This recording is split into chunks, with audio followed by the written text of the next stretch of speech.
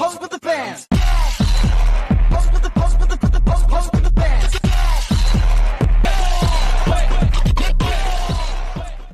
The boy who lived, Mr. and Mrs. Dursley of number 4 Perfect Drive, were prone to say that they were perfectly normal. Thank you very much.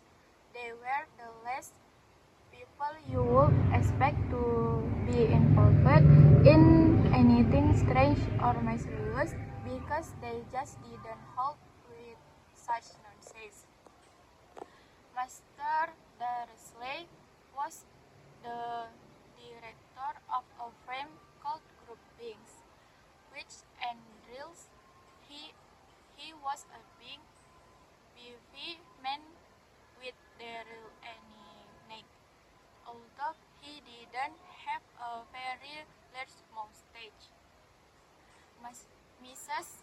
Dursley was thin and bald and had nearly twice the usual amount of neck, which come in very useful as she spent so much of her time carrying over garden fences, spying on the neighbors.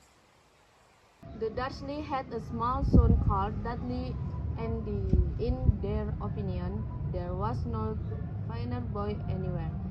The Dursleys had everything they wanted, but they also had a secret, and their greatest fear was that somebody would discover it.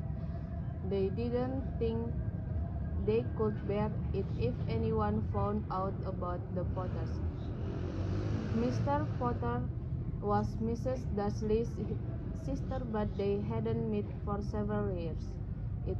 In fact, Mrs. Dursley printed she didn't have a sister because her sister and her good-for-nothing husband was as Dursley as it was possible to be.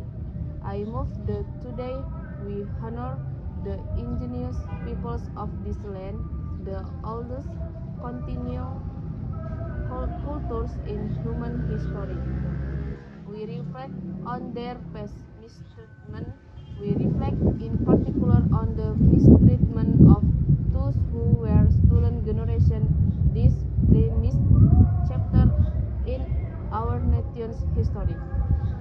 The time has now come for the nation to turn now a page in Australian history by writing the words on the page and so moving forward with confidence to the future. We apologize for the laws and policies of successive parliaments and governments that have included grief, suffering and loss on these all fellow Australians. We apologize especially for the removal of Aboriginal and Torres Strait Islander children from their families, their communities, and their country. For the pain, suffering, and heart of this stolen generation, their deaths, and for their families left behind.